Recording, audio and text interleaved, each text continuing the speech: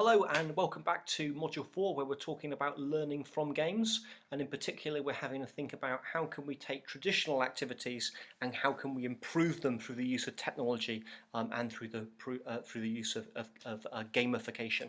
We've looked at augmented reality, we've looked at geocaching, we've had a quick look at gamification around some Microsoft Office applications, and in this last unit we're going to have a quick look at digital badges.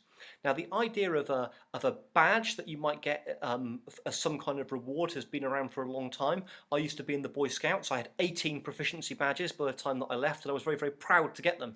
I also remember getting a 25-meter swimming badge that went on to my swimming trunks when I was learning to swim. There's something about badges that make people, all people, whether it's adults or children, feel incredibly proud. And the idea behind digital badges is that actually perhaps children and other people as well might feel proud if they get a digital badge, and it's a way to be able to showcase their achievements. Now, this sort of idea about digital badges has been around for a little while. It's not a new concept. It was invented really by Microsoft in 2005 around Xbox points and getting digital badges. And it's been built on over the years by a number of people. Professor Lee Sheldon from the University of Indiana did an awful lot of work on this because he tried to gamify his classroom, and people used to get experience points when they came to class, and after they got a certain amount of experience points they were also rewarded with a digital badge. So the idea of getting a digital badge for doing a real life task is not a new one, but it's certainly grown in popularity over the last few years. Now, there are a number of ways that you can actually get and make digital badges.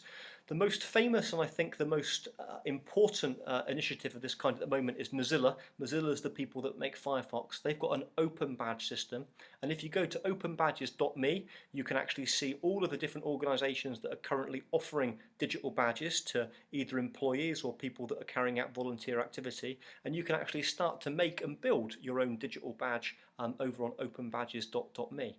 And again, the idea behind it is that the badges are this visual representation. You get the badge, and in the case of the Mozilla badges, it has to actually be approved by the organisation that you're working with, and you're able to attach that to a digital CV, a LinkedIn profile, and probably eventually over time other types of profile as well. For example, a Facebook profile, or a learning log that you might kind of create in school. As I mentioned, there's a number of people that are already using digital badges. I mentioned the Khan Academy here because it not only is this a very, very important learning resource, but again, it's difficult to know whether you are actually learning something from Khan Academy or whether you've actually watched the videos. So in the Khan Academy now at the back end, supported by the Bill and Melinda Gates Foundation, there's a whole network of different digital badges that you get given after you've watched a certain amount of tutorials and lessons, and you've taken a very, very quick summative assessment at the end of it. So a way that you're able to demonstrate your learning and that you've been able to pass a test on doing things. If you think the concept of digital badges is a complicated one and you don't want to get tied up with the Mozilla system, you can actually very, very quickly create your own badge using classbadges.com. They're not linked to any particular organisation. Anybody can create them, but they're entirely appropriate either for your own school-based reward system, and particularly relevant, I would say, in the primary school or in the elementary school. So digital badges, I think we're going to see a lot more of that as we go along. Started off in the Xbox, has expanded to all of the major games consoles now, and as you can see, we're starting to see them not just for them used not just for education, but also for business